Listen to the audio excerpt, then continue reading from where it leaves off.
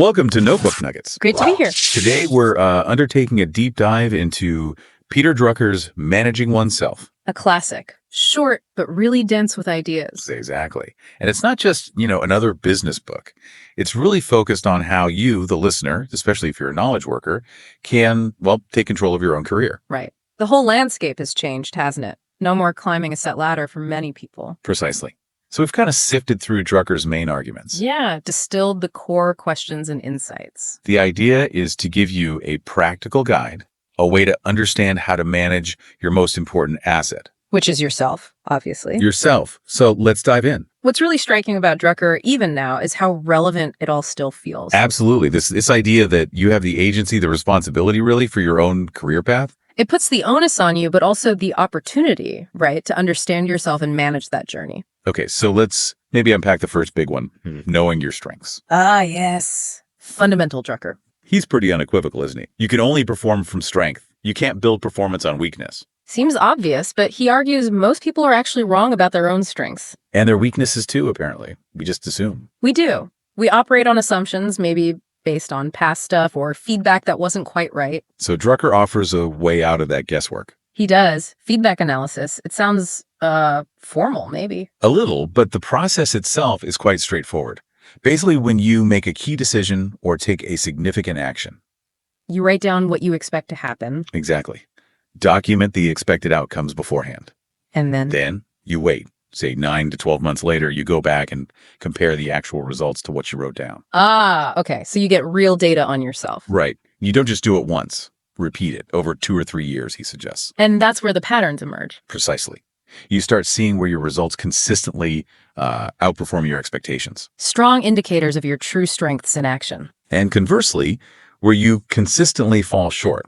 That points to weaknesses, or maybe just areas you need to approach differently. Makes sense. It moves it from feeling to fact. But it's not just about making a list, is it? He emphasizes what you do with that information. Right, the actionable steps. First, concentrate where your strengths actually produce results. Focus your energy there.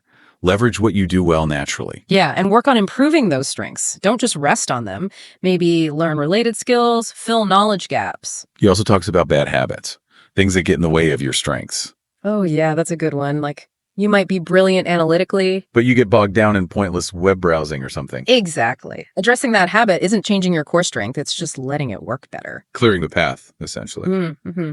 And then there's the flip side, areas of incompetence. He's quite blunt about this. Very. He basically says don't waste enormous energy trying to get from incompetent to mediocre. Because it takes far more effort than going from first rate to excellent in an area of strength. Right. Strategically avoid or delegate those tasks if you can. It's about smart energy allocation. Makes sense. Trying to force something that isn't there is just draining. And can hold you back from where you could really shine. He also warns against intellectual arrogance. Thinking you don't need to improve in certain areas. Yeah. Believing you're above needing basic skills or knowledge just because you're strong elsewhere. Feedback analysis helps keep that in check too. Because it gives you objective data, challenges your self-perception. It really helps uncover those talents that maybe, school didn't focus on because they were busy trying to fix your weaknesses. Okay, so that's what your strengths. But Drucker goes further into the how. Right. How you perform, how you actually get things done. This is tied closely to personality, he says. And a really key question he asks is, are you a reader or a listener? This is fascinating. It affects how you best take in information. He uses those presidential examples, Kennedy versus Roosevelt. Yeah, Kennedy, the reader, needed written memos. FDR, the listener, thrived on talking press conferences. And Lyndon Johnson struggled, partly because he was a listener trying to work with the reader system. It shows how fundamental that preference can be and difficult to change. So the advice is, figure out which you are and work with it, not against it. Exactly. If you're a listener, seek out briefings, discussions. If you're a reader, ask for the memo first. And this extends to how you learn best too, right? Reading, writing, doing, listening, talking, different modes work for different people. Align your learning with how you naturally absorb things. Seems simple, but probably often overlooked. Definitely. And there are other factors too. Like working in a team versus alone. Yeah. Or are you better as the decision maker or more comfortable advising? How do you handle stress? All part of the how. And again, the key is to assess this based on actual outcomes, not just how you feel you perform. Back to that feedback idea.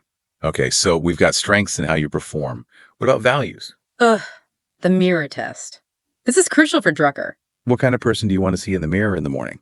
It's about your core principles, your ethics, and they have to align or at least be compatible with your organization's values. Otherwise, it leads to frustration, poor performance. Right. Think about short-term versus long-term focus. If your values clash with the company's on that, it's going to be a constant struggle. He even mentions his own story, leaving investment banking despite being good at it. Because his values lay elsewhere, in writing and teaching. Strengths and values aren't always perfectly aligned. So you really have to ask yourself, what's truly important? Money, impact, creativity. Knowing that helps guide your choices. It's fundamental. Which leads naturally to the next question, where do you belong? Yeah, and Drucker's quite reassuring here, I think. Huh. He says most people don't know this early on. It's often something discovered later, maybe mid-20s or beyond. Exactly. Successful careers often aren't rigidly planned out from day one. They develop as you get prepared, by knowing your strengths, your methods, your values, and then opportunities arise. Being prepared to recognize the right opportunity when it comes along. And just as important, knowing where you don't belong. Yes. Recognizing the environments or roles that just aren't a fit saves so much time and energy. Helps avoid mediocrity. So belonging is found at that intersection. Strengths, how you work, and values. When those line up, that's where you can move from just being competent to being outstanding.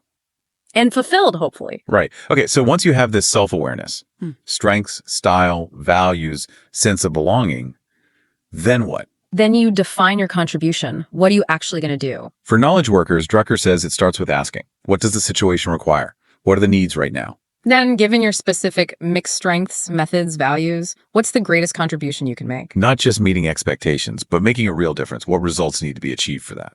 And he suggests a practical time frame, about 18 months. Why 18 months? It's long enough to achieve something meaningful and measurable, make a visible difference, but not so far out that it becomes abstract. And within that, set stretch goals. Ambitious, but doable. Right. And then you need a plan. The actual course of action. What to do, where to start, specific goals, deadlines. Make it concrete. Makes sense. Turns self-awareness into focused action. Now, Drucker also talks about relationships. It's not just about you in isolation. Absolutely critical. Taking responsibility for relationships. Recognizing that everyone else is an individual too, with their own strengths, ways of working, values. And the key is communication. You need to take the initiative. Tell people how you work best. Your strengths, Yeah. your values. Tell your boss, your colleagues, even your subordinates. It might feel a bit exposed at first. But it builds understanding, reduces conflict, allows others to actually leverage your strengths effectively. And helps you understand them too. Trust, he says, is built on this understanding. You don't have to like everyone. But you need to understand and respect how they work.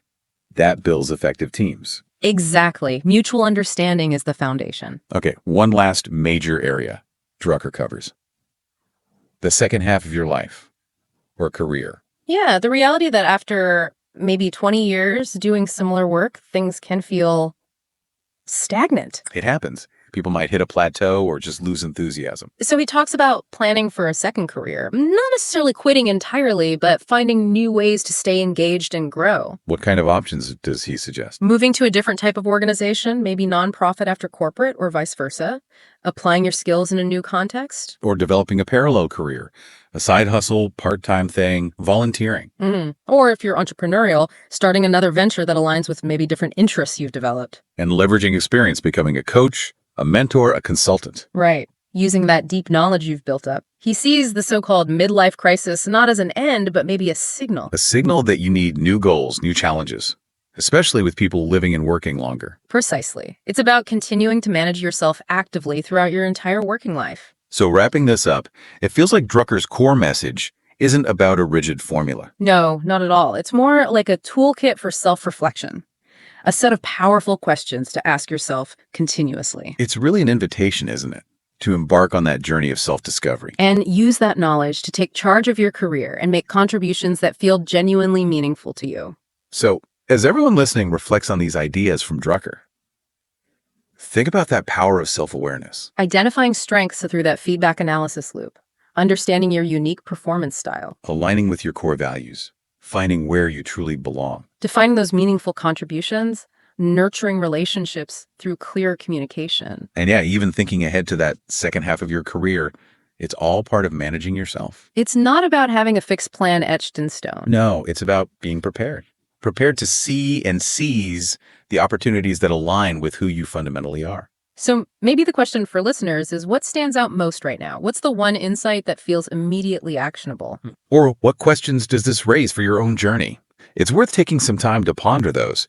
This deep dive is really just a starting point. Absolutely. The real work is applying it. Indeed. Now, go forth and manage yourself intentionally.